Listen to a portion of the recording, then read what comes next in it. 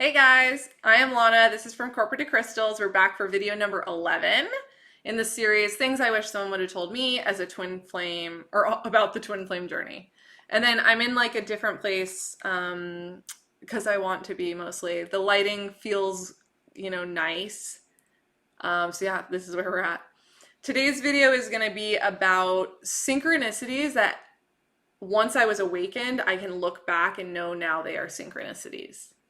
And I think that the reason this is important is because if you are a twin flame, then you have been on a twin flame journey your entire life, whether you knew it or not. And so I want you guys to understand a couple things that had played out before my awakening, before ever meeting my twin, that I now know have to do with the whole thing. Like the whole thing is by design and the whole thing is crazy. So I wanted to tell you guys some of the crazy, or magic, let's call it magic, that I experienced after awakening. I can look back and be like, whoa, whoa, whoa, whoa. This is such a wild, beautiful, magical journey. So I have a list over here if you see me staring off to it. But what I would say is we have to start basically at like when I was a very young girl, like preschool age. My first friend ever was in my class. I met her in class, and her twin brother was also in our class, and I had a huge crush on him. And from that point forward, I was like obsessed with twins, which is so weird now because I'm just like, wow.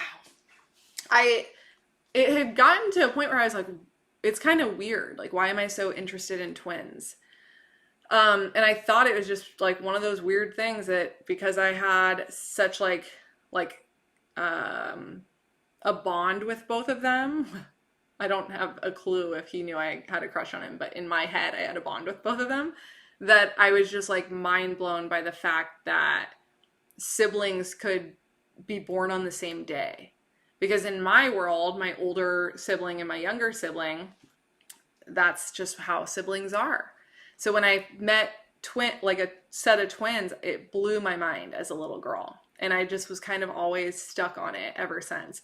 So anytime I was like dating guys, or I would ask them if they have twins in their family when we like got to a place where that was like not the weirdest question ever. And then when I see twins in public, or if I have friends who are like, oh yeah, my siblings are twins, or my sister's having twins or whatever, I always get extra interested. And I didn't notice it for a long time. I kind of kept it to myself. But yeah, it absolutely was a thing. I had special interest in all things twin related. And then right around when my friends started having kids and I realized like how intense child labor was, I stopped with the twin obsession and I was like, no, thank you. Like, I don't actually want to carry twins. So I kind of started like pivoting away from obsession into fear. So we'll see how that plays out. I really hope I don't have twins if I have kids, but you get my point. So it started for me ever since I was a very little girl, truly being like very interested in twins. Then the next thing I would say that was like a big noticeable synchronicity for me is a psychic reading that I went to about 6 years ago. And I just wanted someone else to tell me like what to do. And so I paid for a psychic reading. I did tons of research, went to one for the first time ever.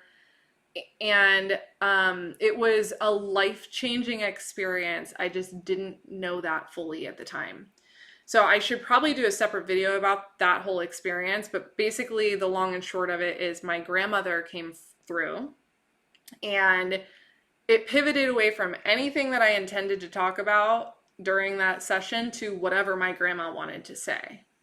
And my grandma has been one of my guides during this journey, and that's why I kind of want to do a separate video about that story, but I didn't know her very well. Like, she passed when I was 4 years old, I believe, and we lived in different states. So the whole thing was just kind of like why would this person be coming through? Because I didn't feel super connected to her. And she's been with me for my entire journey, and she's literally been like my main spirit guide. And I'm so incredibly grateful, not only for her, but just like to have that connection. with her. How cool is that? So that in itself is magical. But during this reading, the lady was taking notes. She took notes before I arrived, and she took notes during the session. And I have the notes here, and I want to show a couple of the things that she said. Let's see. So it says, be leader, no victim. The one that's circled says, sending spiritual soulmate. Okay. And she circled it in a different color ink because, you know, that's how important it was. And then the bottom one is teacher, mentor. And I remember her telling me I was going to be a teacher, and I was like, between you and I was like, no, probably not. They do not make enough money for me. Like, literally, my ego was just like, no, like, she's wrong. And so now to be like a spiritual teacher, I find that to be so funny. And then in addition to that, the sending spiritual soulmate, she focused so much on that I was like caught off guard and overwhelmed because she was telling me a bunch of healings I needed to do in preparation for this journey I was about to be on, and and how my grandma was basically saying, get ready, but I'll be with you. And I was just like, should I break up with this guy? Is that what you're telling me? Like, he's not it, someone else is coming in? And they still wouldn't confirm, right? And so the whole thing was just really confusing for me. And I ended up looking at these notes about a year and a half later and seeing the sending spiritual soulmate thing. And I was like, are we kidding? Like, how crazy is that? So that's a pretty wild one. That whole psychic reading in general was pretty wild. Okay, so 3 weeks prior to meeting my twin. So this is fall of 2019. 3 weeks prior to meeting or connecting with my twin for the first time, I was at lunch with my best friend, and she always liked talking about my like dating life. I'm glad someone did because sometimes it was really fun and other times it was really crazy. So there's always a story, it felt like. So she's asking about my dating life and some of the dates I had been going on and like some of the guys I was talking to. And she, as the conversation was kind of like closing out, I remember it's almost like I got in flow and I didn't know what was happening, but I remember saying out loud, I can feel that he is close. And she looked at me a little caught off guard, like, okay. And I remember being like, you need to stop acting so weird, Lana. Like, you gotta wrap it up. You don't need to say that. You can just be like, yeah, I'm just gonna keep dating. Like, I'm sure I'll meet someone great soon, you know? But I said it with such conviction that it actually, like, you know, my best friend's known me for like 15 years. And I think it brought both of us to this place of, okay. And then we like changed the subject because what else do you say from there, you know? So anyway, 3 weeks after that conversation, I matched with my twin on a dating app. And the rest is history. Bumble needs to come with a darn like warning. You know what I'm saying? Like, that's a whole other thing. I knew the moment. What's my next one? Yeah. Okay, so let's move into the next one because it ties in. So I knew when I saw his picture or his profile on the dating app, I was like,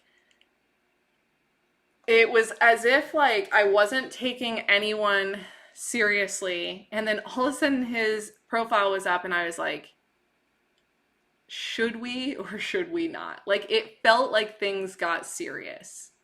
And it's like, this is an app. You literally talk to people and never talk to them again, probably. Like, it's very common that you don't even end up on a date. You just chat, see if there's like chemistry, and then most of the time there's not, and then you just like keep moving.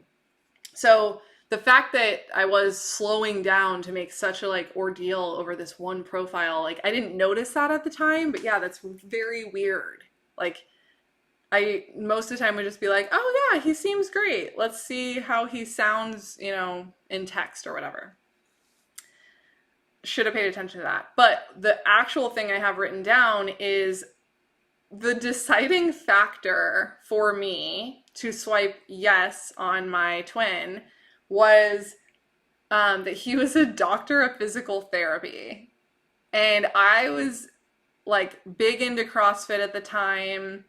I was kind of like always getting a little injured. I'm like a little accident prone as it is. And I had just broken my hand. Like both fingers and like something down here. I don't know. All I know is it hurt a lot, and I never went to a doctor because I was just like, it's fine. My mom was a nurse. My mom was like coaching me through it, and she's like, do this, do that. Long story short, if it was not for my twin, I'm not kidding, my fingers would not be able to like fully like work the way that they do. So I remember seeing his profile, being on the fence about like, okay, this feels like, it just felt like I knew he was going to reply. And that sounds kind of like cocky, but that's exactly how it felt. It was like, I know this guy is going to reply. And because I know that, like, are you sure? Like, are you sure you're ready? Kind of thing. So anyway, my deciding factor was, yeah, I'm ready because he's a doctor of physical therapy and I could probably use some right now. And so like on our first date, straight up, he was like evaluating my fingers. You know what I mean? It was incredible. Shout out to you if you ever watched this. I know I told you this already, but thank you so much. You really did save my fingers or whatever. So that was it. I literally had broken fingers that happened probably 2 weeks before meeting him. And it was the reason I was like, yeah, worst case, if I never see this guy again, worst case, he tells me if I like really should go to a doctor or not. Because it just felt like it wasn't healing as fast as what I expected, you know? So yeah, I thought that was just a funny one. Right around that same time that I connect with him on this dating app, I go to a crystal shop. And my friends and I are at this crystal shop. And while we were there, I remember, I don't even think we were like going for anything specific. But while we were there, I saw this keychain. And it's a jade heart keychain, okay? And you can see it's like broken too. I had this keychain for about a year. It broke, and then once I met my twin like 2 weeks later, just randomly, I'm in this crystal shop and buy a second one. And this is the second one right here. The first one, I remember it vividly. I was out for Valentine's Day dinner with my best friend. We decided to do Galentine's Day, which we tended to do a lot. So we were out at dinner and I dropped my car keys and my jade heart broke in half on Valentine's Day. Okay. And I remember saying to her, I'm like, that is a bad omen. Like, I already know that's not a good omen. And sure enough, like the day that my twin and I basically, let's call it, broke it off was literally Valentine's Day. Like, it was the day after Valentine's Day, but it like started on Valentine's Day. Like, I could feel we were like ending on Valentine's Day 1 year later. And then while him and I first met, I had bought this second one just to remind me of that memory, to pull that memory up, just to be like, oh yeah, I remember I used to have this keychain, da da da. Crazy. Okay, the next one. This one's pretty cool. So I have this basket that I bought probably like 7 years ago or something. And I keep it in my closet, and it just like has some shoes in it and stuff. And so during my awakening, this has already been in my closet for probably like 6 or 7 years. I'm not kidding. And while my awakening was happening, I'm like at home cleaning out my house, like donating stuff, throwing it away. And you can see there's a sticker in the middle. Well, that sticker, it has 3 numbers on it. Well, technically 4, but one is a 0. So it's 0 and then my twin's birthday. At the bottom of this basket that I found in my house, it had been there for 7 years with shoes in it. And I never pulled the sticker out, which is, I would do that. Like, I would normally pull that sticker off. And it literally is a sticker with my twin's birthday on it. So yeah, you know, just a bunch of synchronicities from years before my awakening playing out into my awakening, or pieces of it clicking because of my awakening. Pretty wild. I wanted to share some of them. I've got another one coming for synchronicities that happened during my awakening, so make sure to check that one out if you enjoyed this video. Like, share, subscribe, and I will see you guys on the next one. Bye!